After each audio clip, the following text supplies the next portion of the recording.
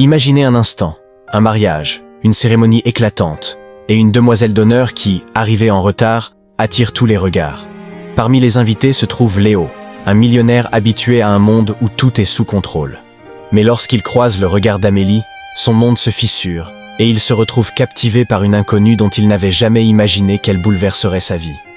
Une simple rencontre, un retard inattendu, et voilà une histoire d'amour qui commence à peine. Léo, un homme d'affaires millionnaire, se rendait au mariage de son meilleur ami avec une routine préétablie. Arriver tôt, se mêler aux invités, échanger quelques politesses. Mais tout changea lorsqu'il aperçut Amélie, la demoiselle d'honneur, entrant précipitamment dans la salle, visiblement en retard. Ses cheveux étaient en désordre, ses joues légèrement rouges, mais quelque chose dans son regard capta immédiatement l'attention de Léo. Il se leva d'un bond, traversa la salle et se glissa à côté d'elle. « Vous êtes enfin arrivé », dit-il en souriant, presque surpris par l'éclat de sa présence.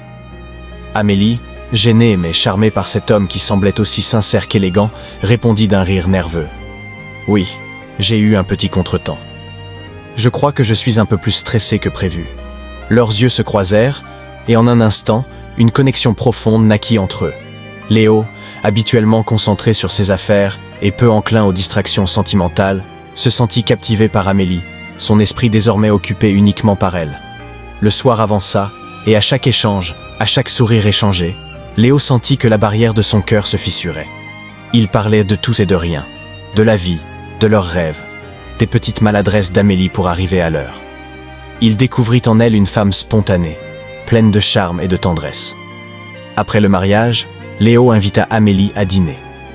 Ce dîner se transforma en plusieurs soirées où, au fil du temps, ils se découvrirent l'un l'autre. Elle, la fille pleine de vie, indépendante, et lui, l'homme qui avait bâti sa fortune en se concentrant sur les résultats, mais qui, à ses côtés, apprenait à savourer les moments de simplicité. Leur histoire d'amour naquit lentement, mais sûrement. Amélie, avec sa légèreté et son regard rêveur, montra à Léo que l'amour ne se trouve pas dans des calculs ou des stratégies, mais dans des gestes simples et sincères. Et Léo, avec son calme et sa confiance, offrit à Amélie une stabilité qu'elle n'avait jamais connue. Au fil des mois, ils comprirent que leur rencontre n'était pas un simple hasard. Leur union était le fruit d'une alchimie inattendue, née d'une simple arrivée en retard, mais destinée à durer toute une vie. Léo et Amélie continuaient de tisser lentement leur complicité.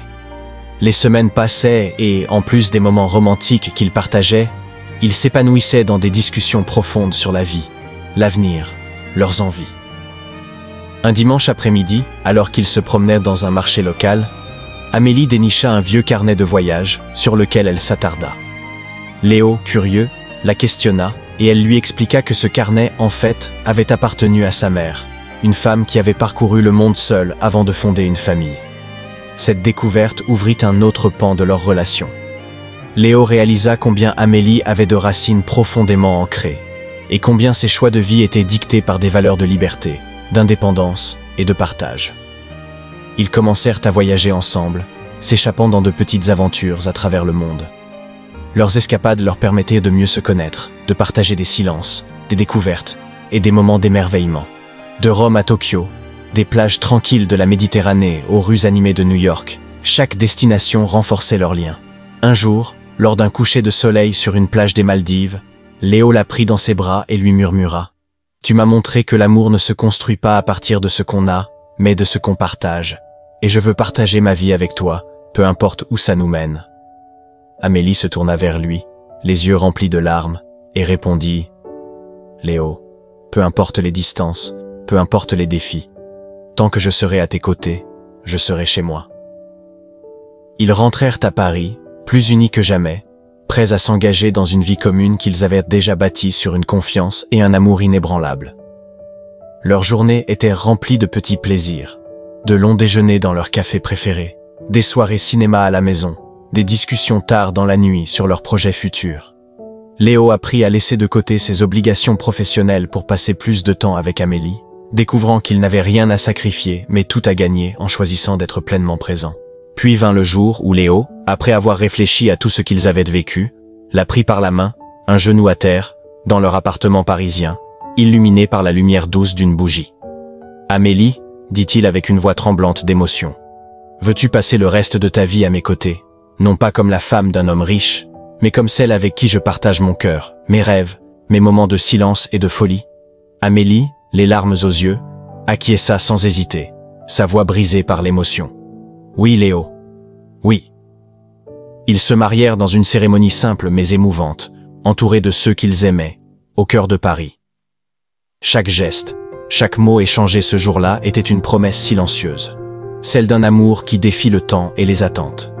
Ainsi, leur histoire continua, enrichie par les voyages, les souvenirs, et l'idée que l'amour véritable ne se trouve pas dans les grandes déclarations ou dans des biens matériels, mais dans les petites attentions, les partages et la sincérité. Et pour eux, c'était assez. Léo et Amélie, désormais mariés, continuèrent à construire leur vie avec amour et complicité. Au fil des années, leurs rêves se concrétisèrent, et ils eurent 3 enfants, 2 filles et un garçon. Leur maison résonnait de rires et de cris joyeux, remplis de souvenirs créés ensemble. Malgré les défis de la parentalité, leur amour resta fort, nourri par la tendresse et l'attention qu'ils se portaient l'un à l'autre. Leur histoire, simple et authentique, était celle d'une vie bien remplie, vécue dans le bonheur, l'amour et l'épanouissement. L'amour véritable ne se trouve pas dans des apparences ou des moments parfaits, mais dans les connexions profondes, les petites imperfections et la capacité à aimer sans attendre.